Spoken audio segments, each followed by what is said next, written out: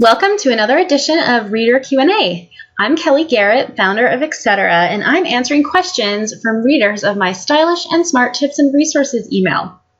Today's question is from Jessie Woken of Mountain Owl Inc. in West St. Paul, Minnesota, and she writes, Hi Kelly, I've been working as a freelance writer for the past 2 years, but am having the hardest time figuring out a good look for my website. I've gone through a couple of designs already, but am still left wanting. With how fluid and unending web design can potentially be, how do you know when it's time to stop making changes to the base design and move on to other things like content?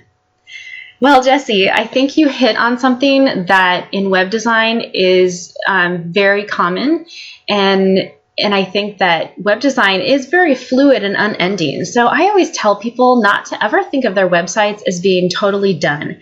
It'll always be evolving. So don't try and work on it as if it's a project that you have to complete, and once it's done, and there's nothing left you have to do. I think that all of us tend to have a little bit of website shame from time to time, and even me as a web developer, I can very easily be worried that my website doesn't quite look the way I want it to. But the reality is that most people don't notice the imperfections and the little changes that I would want to make to my website. So in order to kind of get to a point where you're comfortable with the way your website looks, I'd actually recommend that you pick a theme to work with in WordPress that's a very simple, basic theme. There's definitely a trend right now towards a very clean and simple design with websites, and they're kind of flat in style, and they use a lot of pictures, and they sometimes will fill the full screen with pictures and just really simple plain text and other elements. You probably know the look that I'm talking about.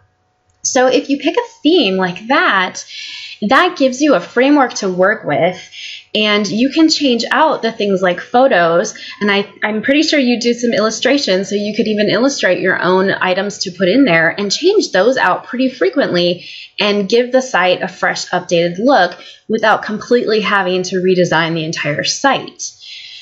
So that's one way you can keep it fresh and have a design that's pretty much done and already sort of laid out for you with just updating the pictures. If you think about it kind of like a kitchen design, kitchen designers always tell you keep the basics simple.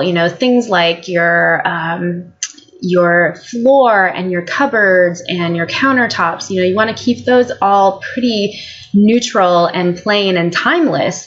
And then you can add decoration with things like wallpaper and other decorative pieces that you put. You can add some color and flair there. Well, if you do the same thing with your website, if you use a theme or a template that's very basic and simple, and use things like pictures and your illustrations or other elements that you can add in to sort of dress up the site, that's a way to have something that is going to continue to be useful for a very, very long time, and you won't feel like you have to constantly change it every few months or years or however often you do it.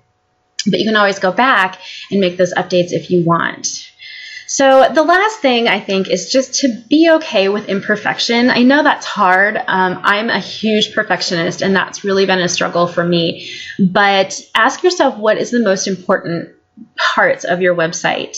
If you have this absolutely gorgeous website and it's flawless in design and you've spent all of your time and energy doing that, but your content isn't very effective, your website's not going to be very effective, because ultimately people, the design does matter and it's got to make an initial appeal to people, but the content is even more important. So if your content is great and outstanding and you have an imperfect design, mostly chances are people aren't going to notice that. Only you are going to notice those differences, and you'll still get clients and you'll still make lots of money because of the content on your site.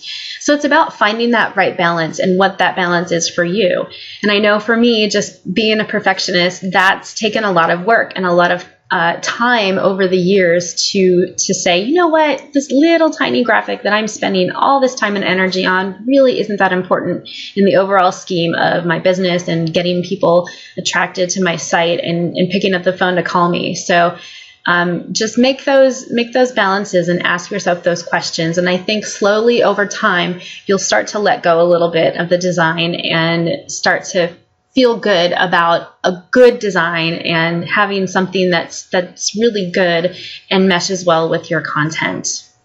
I hope that answers your question. I'm sure that other people had that same question too, so thanks for sending it in. Well, thanks everyone for joining me, and we will see you in the next episode. If you'd like to have your questions about design, technology, or marketing answered in an upcoming episode, please click on the link below for information on sending it in. Thanks.